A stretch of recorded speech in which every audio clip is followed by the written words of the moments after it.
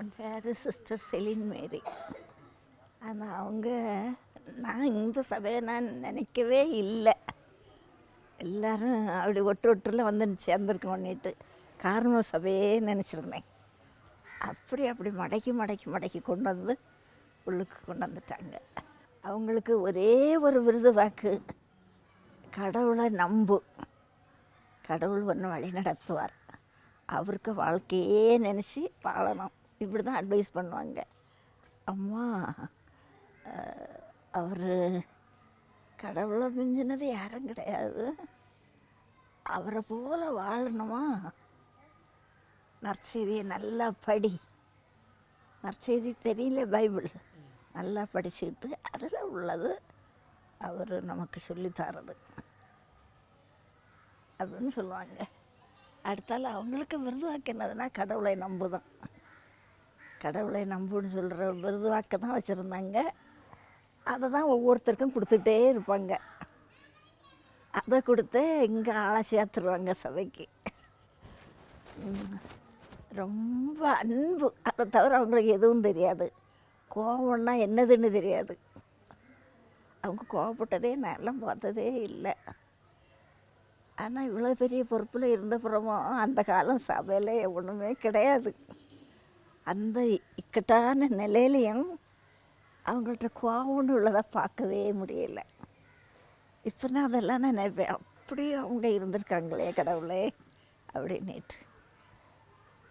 அவங்க வாழ்க்கையே புனிதமானவங்க, புனித வாழ்க்கையே வாழ்ந்து எங்களுக்கு முன்மாதிரியாக இருந்து இதுபோல் வாழுங்கன்னு காட்டி தந்துட்டு போயிருக்காங்க. ஒரு நேரமும் வேஸ்ட் ஆக்க மாட்டாங்க. அவங்க அகஸ்டின் சபையில் இருந்தவங்க, அவங்களுக்கும் கை வேலை முக்கியம்.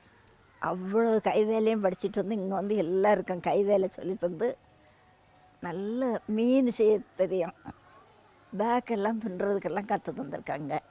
நிறைய பொருளெல்லாம் செய்திருக்கோம், நல்லா இருக்கும். நான் எல்லாம் இந்த சபைக்கு வரணும்னு நினச்சிட்டே இருக்கல. அவங்க பேசி சரிப்படுத்திட்டாங்க. ஆனால் இவங்க வாழ்க்கையே பார்த்து நம்ம நல்லா வாழ வச்சுருக்காங்க எங்களெல்லாம்.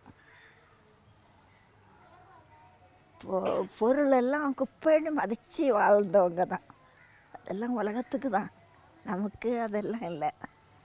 இந்த தரித்திரம்னு சொல்லுவாங்க, தரித்திரமான வாழ்க்கை வாழணும்னுட்டு, அதில் அட்டர் தரித்திரம் அவங்க வாழ்க்கை. எதுவும் அவங்களுக்குன்னு கிடையாது, விரும்பவும் மாட்டாங்க. அப்படி அவங்க ஒரு புனித போல வாழ்ந்ததுனால அந்த வாழ்க்கை எல்லாரையும் இழுத்து, ஒவ்வொருத்தரையாக இழுத்து சபைக்கு.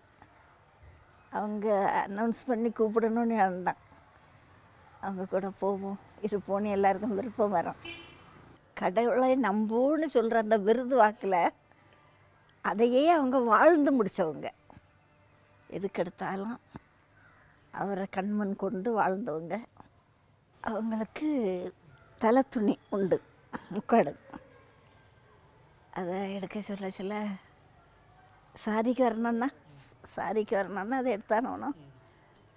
அப்போ அவங்க சொல்கிறது, இயேசுக்கு இல்லாத பாடா, இயேசு என்னெல்லாம் படுத்தினாங்க, அதில் ஒன்றுன்னு சொல்லி ஒரு சின்னதாக ஆக்கிட்டு முடிச்சிட்டாங்க.